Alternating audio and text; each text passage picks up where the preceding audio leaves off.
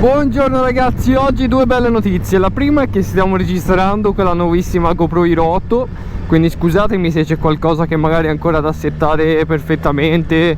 Adesso ho messo la stabilizzazione al massimo e non so se dà fastidio nella guida, se è meglio disattivarla, non lo so. Quindi sono le prime prove, quindi se c'è qualcosa da sistemare non vi preoccupate che nei prossimi video saranno sistemate. Questi sono anche dei test.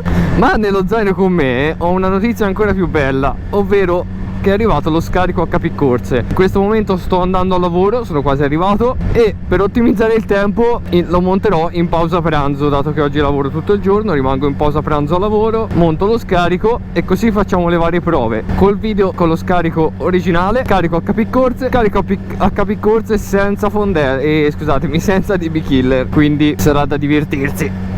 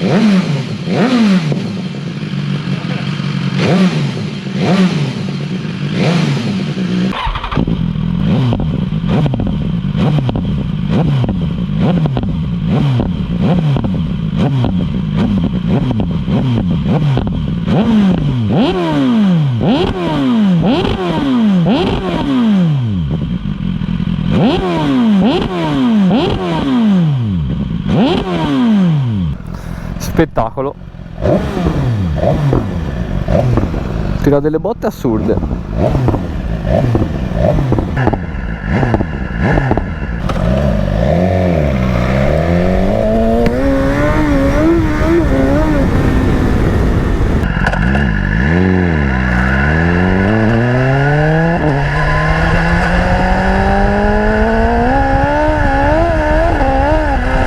Sulle strade un po' scivolose di questi paesi dove non rifanno l'asfalto da non so quanto, non ce la faceva a prendere trazione.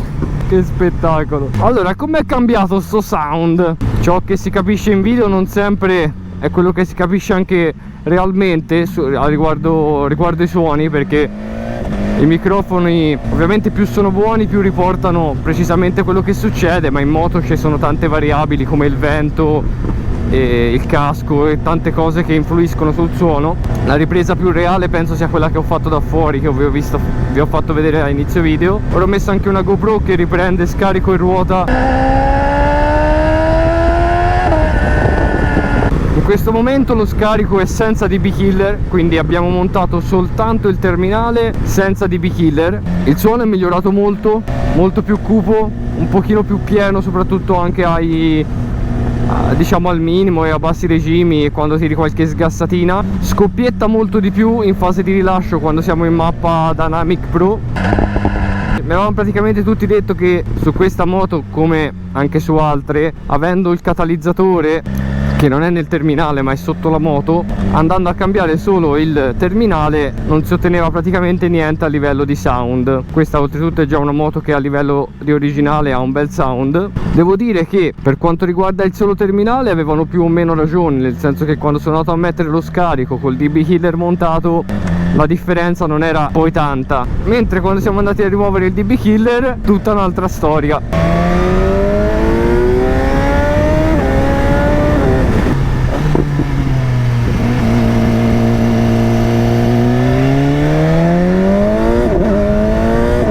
Qui non possiamo aprire più di tanto perché questa moto va veramente troppo forte subito.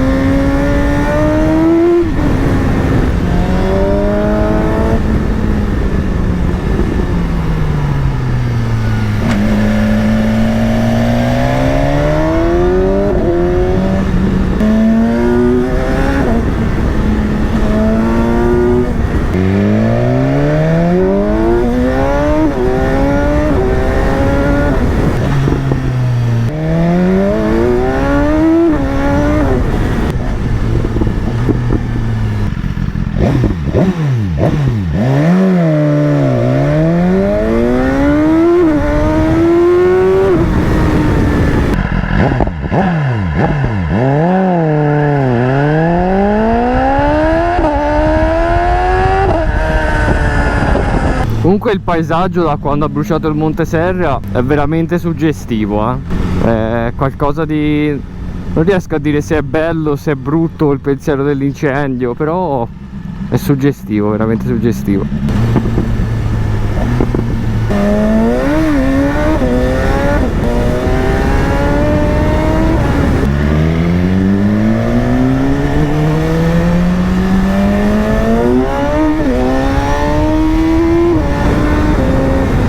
Ho tenuto metà gas, proprio nemmeno a tirarlo in fondo.